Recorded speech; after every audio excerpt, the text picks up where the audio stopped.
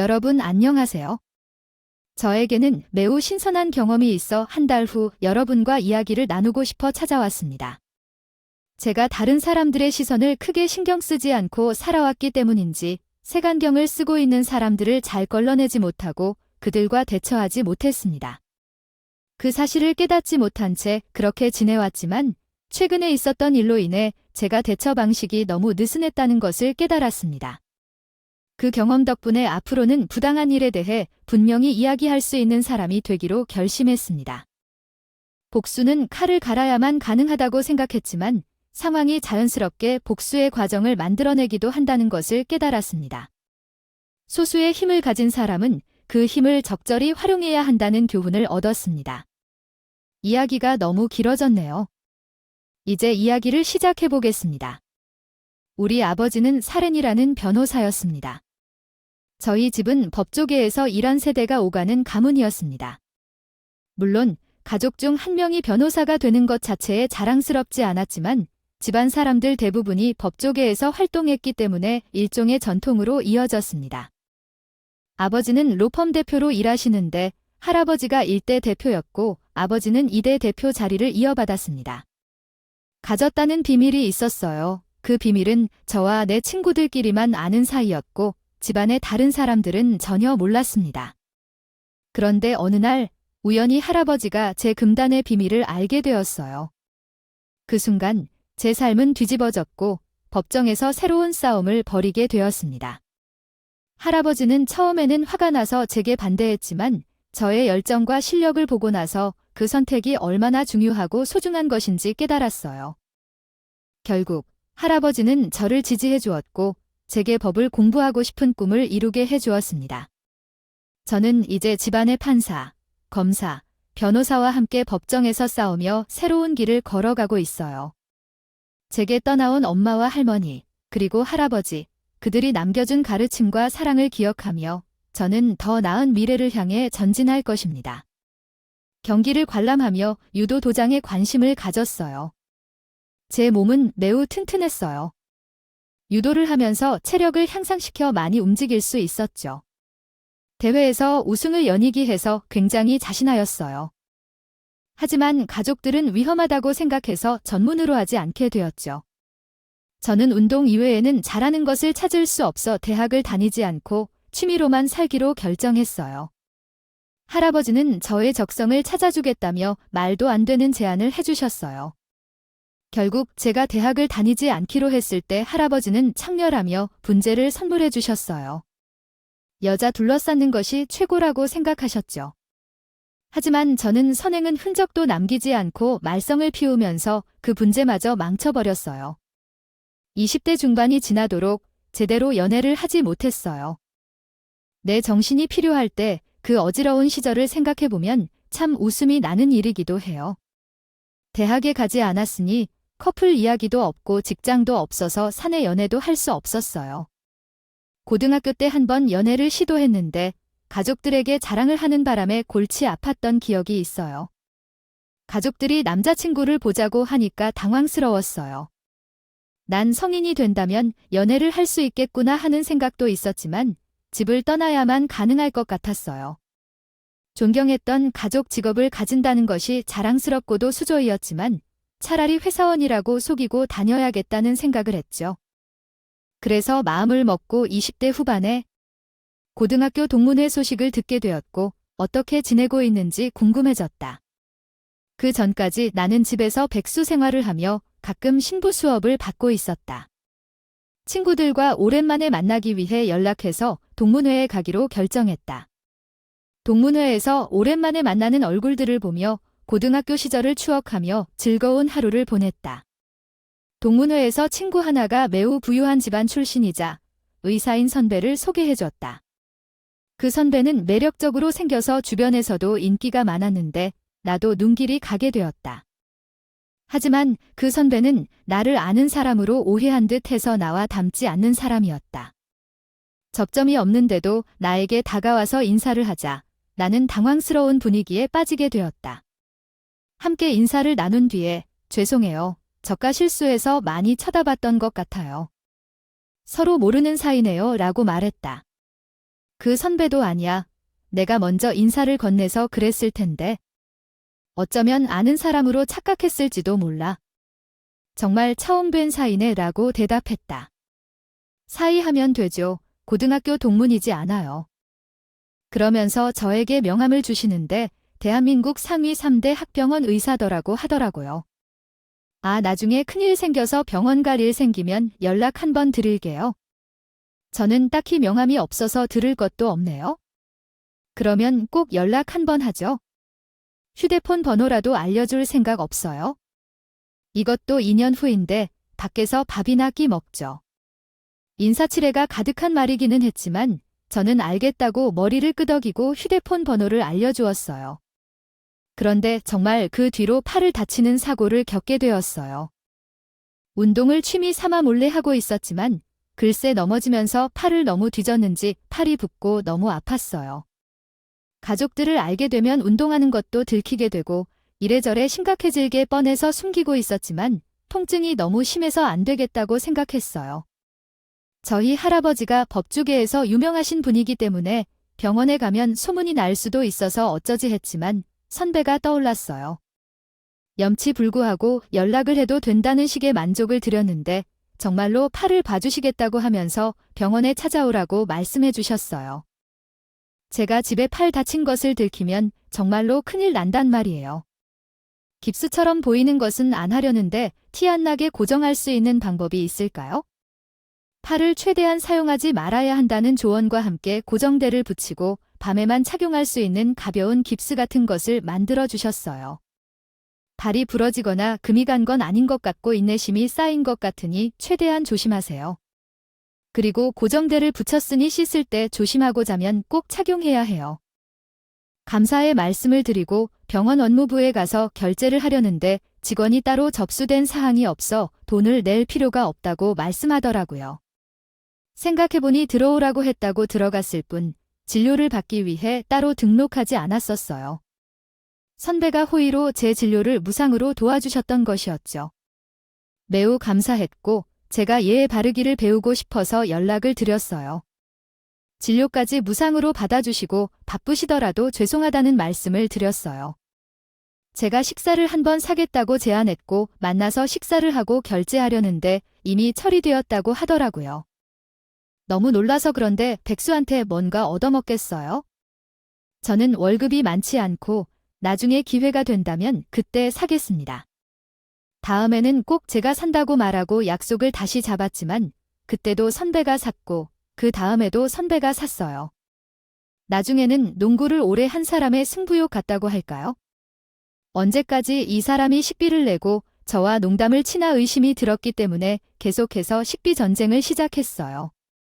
항상 한 발 빠르게 움직이는 선배에게 결국 패배 선언을 하게 되고 자연스럽게 우리는 식사 친구가 되면서 데이트까지 시작했어요. 그때까지는 이게 서로 만나는 곳이라는 생각을 못했는데 돌아보니 이 모든 것이 사랑의 발판이 된 것 같아요. 그때부터 선배에게 계속 만나고 싶다는 이야기를 듣자 당연히 마음을 열었고 사귀기 시작했어요. 가족들에게 말을 하지 않아 방해꾼도 없어서 우리는 2년 동안 정말 즐겁게 연애를 했어요. 정말 이렇게 성격이 잘 맞을 수 있나 싶게 싸운 일 한 번 없이 지냈고 선배가 의사라 바쁜 일정으로 자주 데이트를 못한 게 한 가지 아쉬움이었어요. 오히려 자주 못 보니까 더 애정이 생기는 것 같고 서로를 더 그리워하게 된 것 같아요. 이래서 장거리 커플들이 오래 사귀나 보다 싶더라고요. 만날 때 서로에게 집중하다 보니 서로에 대해 더 알게 되고 연락도 더 자주 하게 되어서 외로워진다. 틈이 없었어요. 서로가 서로의 존재를 심도 있게 생각하면서 함께 살아도 되겠다고 느꼈어요. 물론 2년이라는 시간 동안 제가 나름의 성장을 했거든요. 제가 가족들에게 모르게 유도 도장에서 아르바이트를 하게 되었어요. 가족들은 제가 카페에서 아르바이트를 한다고 생각했지만 실제로는 어린이들을 가르치는 유도사 아르바이트를 했죠. 어린이들에게 유도 기술을 가르치고 도와주는 일을 하면서 돈을 벌었어요. 대학을 졸업하지 않아 번창한 곳에서 취직하기 어려웠지만 집에서 받는 용돈이 매우 풍족해서 돈을 벌어도 살만했어요. 실제로 필요 없을 정도로 용돈이 많았지만 일하는 게 선배에게 마음이 찔렸어요. 나이가 30에 가까워지고 있는데 안정적인 직장을 얻기 어려울지 몰라도 아르바이트라도 한번 도전해보는 게 어떨까 했어요. 저한테 강요는 아니었지만 살짝 부끄러워서 아르바이트를 시작했는데 정말 제 적성에 딱 맞는 일을 찾은 것 같았어요. 그러나 부모님은 그냥 회사 다니신다고만 하고 전업주부라고는 안 했지? 집에서 걱정 없이 지내는 게 좀 신기하죠. 선배가 월 루회거야 쉬어야 되질 않을까 봐 가까이에 있어서 걱정이 돼서 말이죠. 평소처럼 하루라도 더 쉬게 해야 한다는 생각이 여러 번 얽혀있는 문제였대요. 그럼에도 불구하고 병원을 떠나 시후 나 호조 요르하고 다른 것들 상술해하려고 함나다 나 어떻게 해야 되나 저뷰 도자르는 용하세요. 하지만 보상에 대해 대충 협의를 봤었던데 흉터 치료도 다 해주고 보상금도 해주겠다고 했지만 가족들은 구두로 협의를 봤다고 하더라고요. 그런데 환자가 의료소송에 대해 알아보다가 보상금을 엄청나게 받을 수 있다는 소리를 듣고 소송을 걸겠다는 태도를 보였습니다. 이후 상황은 더 복잡해졌고 선배가 피폐해지기 시작하고 예민해지기 시작하면서 제가 인사를 드리러 갈 만한 상황이 되지 않았어요. 게다가 의사들끼리도 파벌이 존재하는데 선배네 집안은 대대손손 의사 집안이라고 했는데 그 파벌에서 밀린 것인지 뭐인지 모르겠어요. 병원에서는 보통 이런 일이 생기면 변호사를 선임해 주는데 병원 측에서도 선배에게 꼬리를 자르려고 한다고 합니다. 선배가 진료를 받았던 환자들까지 다른 의사들에게 넘어가고 선배는 위태위태한 상황에 처하게 되었습니다. 나는 선배를 돕고 싶었지만 선배는 그 사건에 대해 언급하는 것을 거부하고 싫어했습니다. 무척 예민해져서 내가 무엇을 말하면 부정적으로 받아들이고 짜증을 내곤 했지요. 결혼 준비도 멈출 줄 알았는데 선배가 결혼을 계속 진행하고 싶다고 해서 어쩔 수 없이 선배네 집으로 인사를 드리러 가기로 했습니다. 생각했으면서도 싫어하지 않을 것이라고 생각했었는데 제 생각은 틀렸어요. 저를 보자마자 시어머니가 무뚝뚝하게 말을 걸더라고요. 이미 우리 아들이 병원에 있어서 상황이 좋지 않은데 무조건 지금 가서 인사해야 한다고 생각하시나요? 사건이 좀 정리된 후에 인사해도 되는 거 아닌가요? 저도 선배가 사정이 어느 정도 정리되면 준비해도 늦지 않는다고 말했는데 선배가 가정을 안정시키고 싶다며 제게 설득을 해서 준비하게 된 거죠. 그러나 제 생각에 핀잔을 주는 것은 서운했어요. 게다가 시어머니가 될 분이 선배에게 허락을 받고 시작했다는데 제가 허락한 게 아닌데요. 이럴 순 없잖아요. 우리는 벌써 3년 넘게 사귀고 있고 이제 결혼을 준비해야 할 때라고 생각했어요. 제 나이도 이미 30을 넘었고 선배도 30대 중반인데 가정을 꾸리는 게 좋을 것 같다고 의견이 일치했어요. 너는 어느 대학을 다녔나? 전공은 뭐야? 라고 물으시더니 유도교사로 일하고 있고 대학은 다니지 않았어요. 그리고 어릴 때부터 운동을 좋아해서 유도를 오래 배웠지만 전공으로는 애매한 것 같아요. 그러자 시어머니가 되게 놀라셨어요. 그래서요, 아들이 유도당하고 있는 여자 짝이 뭐냐고요? 정말 대단한 이야기네요. 2년 동안 비밀스럽게 만나고 있는데 놀라셨겠어요. 그런데 이런 즐거운 여자가 유도를 한다고 하니 속이 차서 말이 안 나오시다니 정말 대단하네요. 어머님 반응이 예상대로겠죠? 그러면서 숨겨두었던 비밀이 아니었을까요? 그래서 어머님도 유도를 시도하시라는 건가요?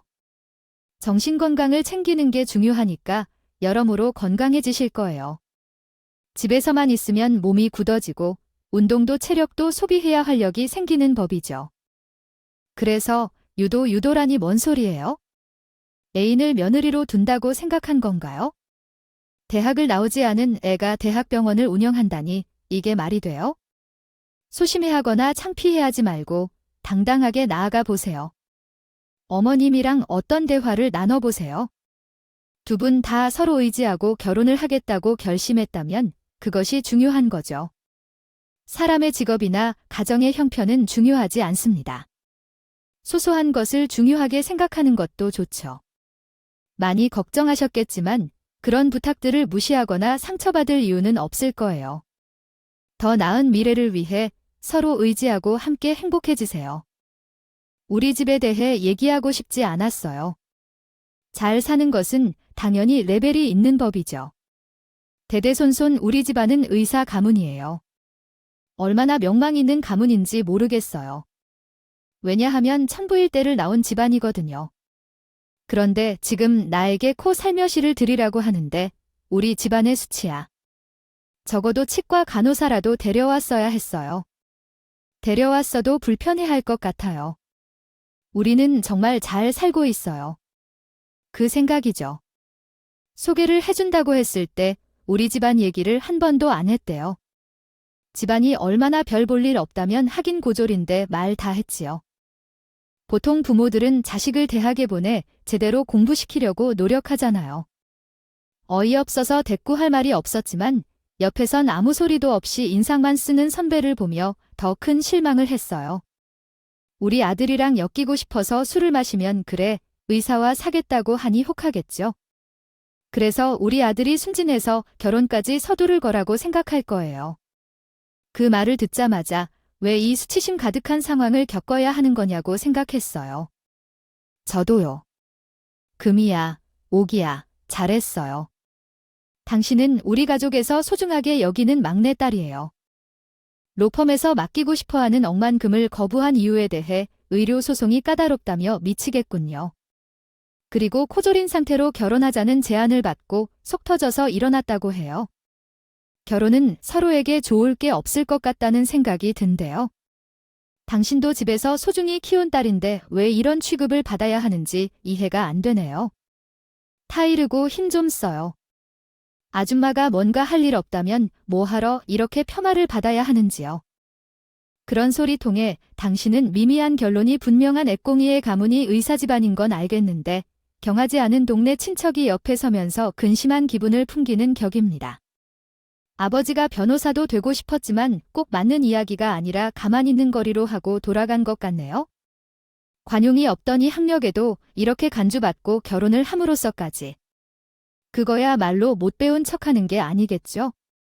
제가 습관을 벗어나는 게 아니라 성큼성큼 집을 나오자 선배가 뒤쫓아 나와서 제 팔을 확 잡고 돌려 세우더라고요. 지금 우리 부모님 앞에서 뭐 하는 짓이야? 미쳤어. 그냥 고분고분하게 알겠습니다. 죄송합니다 하면 되는데 결혼을 안 하겠다고 아주 명확하게 말하고 내가 왜 고분고분하게 구려야 하는데. 인격 모독의 학벌 조롱해 나와서 이런 집안에서 시집와서 평생 죄인처럼 살고 싶지 않아요. 우리 엄마가 잘못 말한 것도 없는데 솔직히 고졸에 유도장에서 일하는 거 모양 빠지는 건 맞지 않아요. 내가 어디 가서 나 같은 사람 만나서 결혼하겠냐고 생각을 해봐. 그냥 내내 하면 되는데 왜 받아채서 일을 망가뜨리느냐고? 가뜩이나 소송 때문에 힘들어 죽겠는데 너까지 그러냐고 뭘 그러느냐고. 그러면서 짜증을 내며 제 잘못을 탓하는데 진짜 어이가 없었어요. 내가 선배하고 결혼하기 싫다고 했는데 나도 우리 집안에서 금이야 오기야 귀하게 자랐어. 예쁨 받으면서 선배에게 이런 대우 받을 사람이 아니니까 그냥 헤어져. 그렇게 선배를 내버려 두고 돌아오는데 제가 헤어진다고 남자 하나 못 만나겠냐는 생각이 들더라고요. 결혼하고 싶다고 말만 하면 할아버지가 남자 사진을 몇 장씩 들고 남을 텐데 집에서 정해주는 남자 만나게 생각하게 됐어요. 그렇게 파혼을 입에 담고 나서도 선배로부터 연락이 한 통도 오지 않았고 결혼을 하자고 제가 일단 제안할 거예요. 평생 함께 하자고 해놓고 물론 제가 헤어지자고 하긴 했지만 연락 한 통 없는 건 너무나도 괘씸했죠. 그래도 지나간 인연에 미련을 가지는 성격은 아니라서 저도 될 대로 되라 하고 말았어요. 그렇게 한 일주일이라는 시간이 지난 것 같아요. 유도장에서 아르바이트를 하고 있는데 급하게 엄마에게 연락이 온 거예요. 지금 너네 아빠가 사고를 당해서 병원에 입원했다지 뭐니 얼른 거기 병원으로 와 할아버지랑 다 오신단다. 웬만한 일에는 움직이지 않으시는 할아버지가 움직인다고 하시니까 이거 큰일이라도 나왔다 싶어서 저는 그 병원이 선배가 일을 하고 있는 병원이라는 것도 까먹고 달려갔어요. 유도장에서 아르바이트를 하는 것도 가족들에게는 비밀로 하고 있었는데 너무 놀라서 유도 도복을 입고 달려갔다니까요. 무슨 사고인지도 말을 해주지 않고 당장 오라고만 했으니 교통사고를 당했나 아니면 계단에서 구르기라도 하셨나. 눈물이 줄줄 나오더라고요. 당연히 VIP 병동으로 달려 올라갔더니 아빠가 병실에 누워있는데 사람들이 북적북적하게 있더라고요. 이건 아빠가 할아버지가 오시면 호통 한 번 치시겠네. 아, 그래도 아빠가 크게 안 다쳐서 다행이에요. 얼마나 놀랐는지 몰라. 간만에 쉬면서 호강도 하고 좋지 뭐. 아유, 호캉스 말고 병캉스 아니냐 이게. 그렇게 파혼을 입에 담고 나서도 선배로부터 연락이 한 통도 오지 않았고 결혼을 하자고 제가 일단 제안할 거예요. 그리고 여기서 인사드릴래요. 올해 병원에서 일하신 교수님과 자식 손주들이 싫어한다. 나에게 무슨 소송을 맡아달라고 하시는데 바빠서 거절을 했더니 여전히 소송을 부탁하시네요. 북적북적한 것이 생각이 나서 사람들을 돌아봤는데 선배와 선배 부모님들이 저를 놀라게 쳐다보고 계셨어요. 상황이 놀라워서 말할 수 없었고 엄마가 남자친구에게 차였다며 재미있는 얘기를 해주셨어요. 할아버지가 병실에 나타나셔서 엉치뼈가 어떤 상황인지 물으셨어요. 병실에서 자네가 걷는 걸 볼 수 있다니까요. 아버지가 왔다며 할아버지가 오셨다고 부르고 계셨어요. 인사드리러 가야 했는데 죄송합니다. 할아버지, 손녀도 있는데 옷이 운동을 아직도 하는 건가? 신부나 받고 시집갈 생각이야. 의요. 여전히 운동 중이신가 봐요. 조심하게 입어야죠. 다칠까봐 걱정돼요. 하셨습니다. 이 녀석한테 물었냐 안 했냐 하는 소리를 했다가 나도 몰래 할아버지와 부인처럼 보이는 선배네의 집안 사람들과 인사를 나눴어. 그래서 소원주가 어쩌고 저쩌고 소송으로 도와달라고 해서 나는 일손에서 물러나야겠다 싶었지만 말이야. 그 소녀는 정말 멋지게 생겨서 우리 손녀딸과 어울리는 것 같았어. 직업도 의사래서 딱이다 싶었어. 거기다가 할아버지가 선배와 번갈아가며 나를 쳐다보셔서 기가 막혀서 웃었어. 선배와 부모님들은 어리둥절해하며 시선을 맞대고 있었던데 그 상황 이해 못할 만큼 기가 막혔을 거야. 고졸이었고 유도 도장에서 아르바이트를 해온 인생에서 이렇게 대우받다니 상상도 못했지. 나도 그분들처럼 짓누르고 싶었는데 할아버지, 저쪽 집에서는 고졸이라서 싫다고 하셨더라고. 아, 그분과 나는 한참 전에 만난 적이 있었거든. 그 순간에는 선배네 집안 사람들이 다 경악하며 어디를 보기나 하며 헤맨 걸 보며 웃기만 했지. 그것뿐만 아니라 소송으로 고생 중이라고 말했어. 어느 날 나는 어떤 사람이 나를 이해하지 않았던 때의 이야기를 듣게 되었습니다. 나는 내가 미워하는 집안 사람들에게 신나게 말하는 것이 싫다는 것을 알았습니다.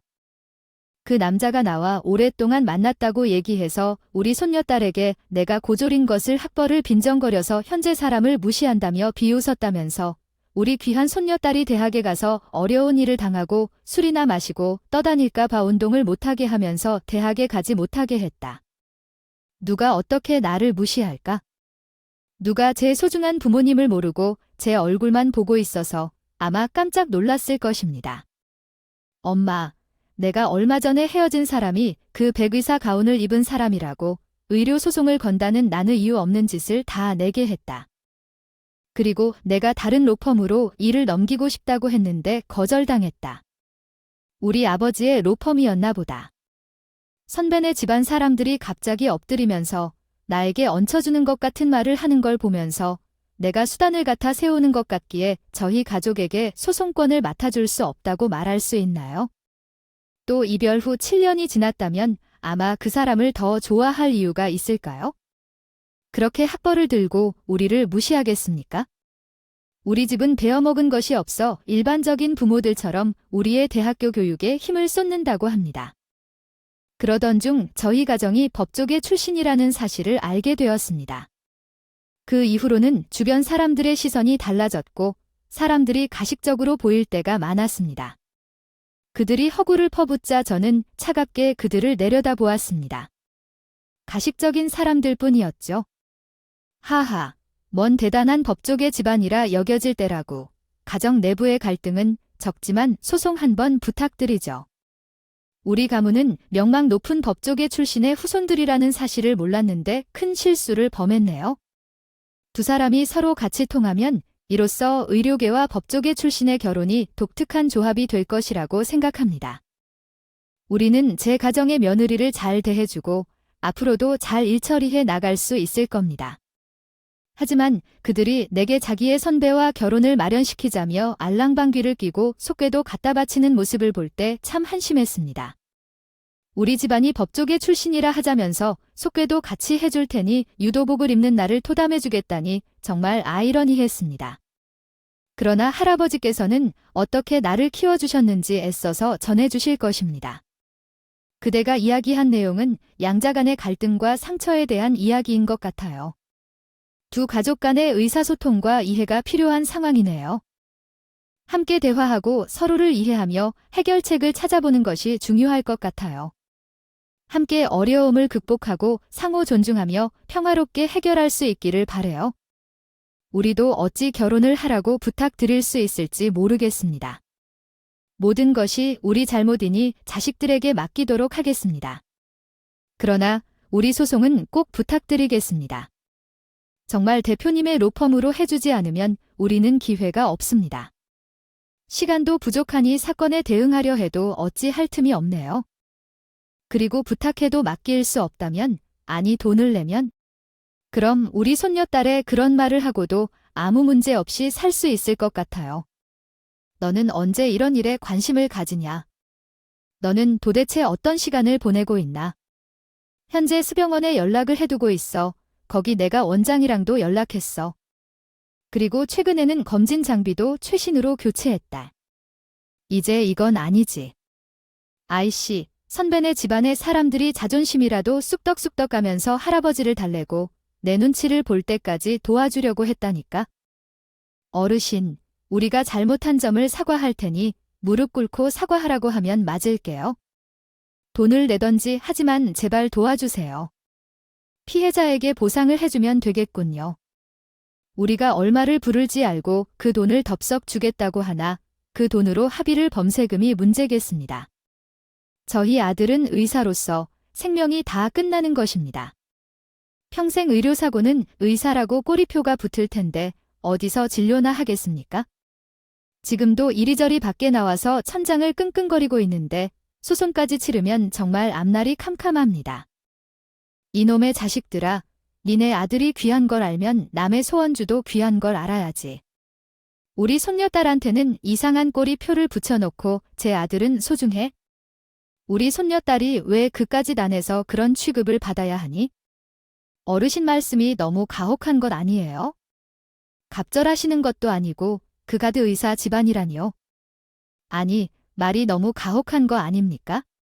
하이, 갑질 내가 판사로 은퇴까지 하면서 갑질이라는 걸 단 한 번도 해본 적이 없는 사람일세. 아니, 그래 그럼 어디 다른 로펌 알아봐. 우리는 그쪽 집안 소송 안 맡아. 나도 이참에 갑질이라는 거 다 한 번 해보지 뭐. 구성이 오가면서 가족 싸움으로까지 번지게 되었는데 저는 옆에서 실실 웃으면서 피죽도 못 얻어먹은 얼굴로 변하는 선배를 구경했어요. 그러니까 갑자기 선배가 제 앞으로 와서 제게 냅다 사과를 하더라고요. 너희 집안에 대해 한 번도 말한 적 없었잖아. 그저 회사 다닌다고만 했지? 이렇게 대단한. 가족 사이에서도 상상조차 할 수 없을 만큼 잘못한 것 같아. 너에게 너무 예민하고 고압적으로 대해 짜증만 냈어. 미안해. 우리 연애하면서 얼마나 즐겁고 행복했는지 다시 한번 생각해봐. 너도 평생 함께하고 싶다고 했잖아.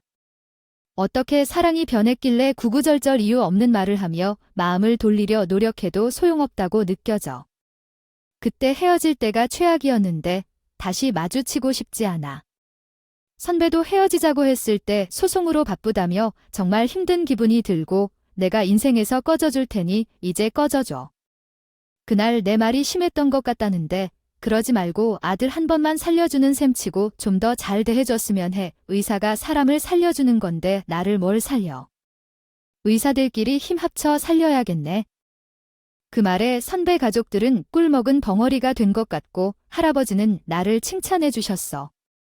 아빠는 결국 할아버지의 골프 친구 소개로 S대 병원으로 옮기게 됐어. 타박상이긴 했지만 병원까지 가족들이 귀찮게 해주더라고. 돈은 얼마든지 들겠다더니 소송 맡아줘 제발. 더 이상 치근덕거리진 않을게. 선배가 내 팔을 잡으면서 사정을 하는데 아이고 참 찌질해 보였어요. 열받아서 유도 기술로 획 엎어치기를 해버렸어요. 공부만 한 인간이어서 그런지 종이 짝처럼 낮아빠지는데 그렇게 추할 수가 없더라고요. 선배네 가족들은 난리가 났고 그 뒤로 저희에게 소송을 맡아달라고 사정하지 않더라고요. 그 뒤로 선배의 재판이 진행되었는데 우리 집안에 뭐 변호사만 있겠어요. 판사와 검사 다 있었죠. 물론 재판은 공정하게 이루어졌지만 이미 선배를 보고 혀를 차는 사람들이 많았어요. 그쪽까지 소문이 다 났나 보더라고요. 저희 집안 사람들은 선배가 재판을 하는 날 모조리 법원에 찾아가서 구경까지 했다니까요. 구두하부는 무효라는 판결이 나왔고 결국 손해배상 청구 소송에서 패소하고 말았어요. 억대의 보상금을 물어주게 된 것은 물론이고 의료사고를 낸 의사라는 꼬리표까지 붙어서 일하던 병원에서도 쫓겨나게 되었죠.